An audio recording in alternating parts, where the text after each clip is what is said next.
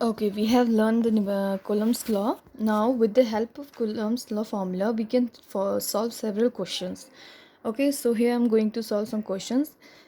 With the help of these numericals, you can try the another question also, which is given on NCERT book. So, question number 2, 3, 4, 5, 6, you can solve it with the help of these numerical. Okay, so here is written first one question, that is, if minus 80 microcoulomb charge is kept on a body, then calculate the total number of electrons. Suppose inside a body there is some charge, an individual, each charge has the value minus 80 microcoulomb.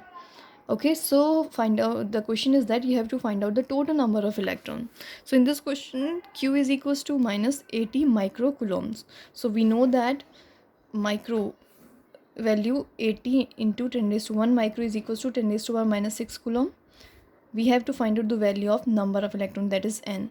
So in first one topic we have learned that q equals to ne. Here n is equals to q over e.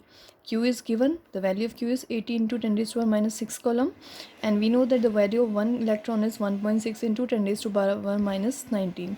Now transposing these values, if you will we will calculate it, at the end we will get the answer, n is equals to 5 into 10 raised to power 14. So the total number of electron inside that conductor body is 5 into 10 raised to power 14.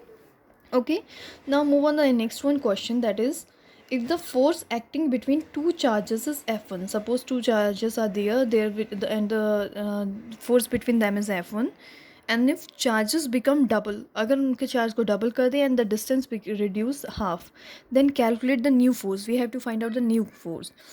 So first of all, we know that according to Coulomb's law, F is equals to k q1 q2 over r square, right? So this that one we are writing, this one is the first one force F1. We will write it equation 1. Now according to question, if charges become double, if q1 is 2q1 and q2 is twice, both are twice, and next one is distance between them is half, and r2 become r by 2, right? R is become, then if we will put all these values in the above equation, so the new force we are writing, that one is F2.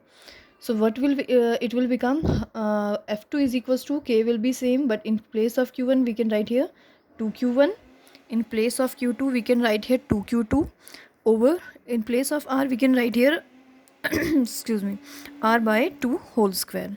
Further, if we will calculate it, then it will become k equals to 2 into 2, that is 4 q1 q2 over, if we will open r over 2 whole square, then it will become r square by 4.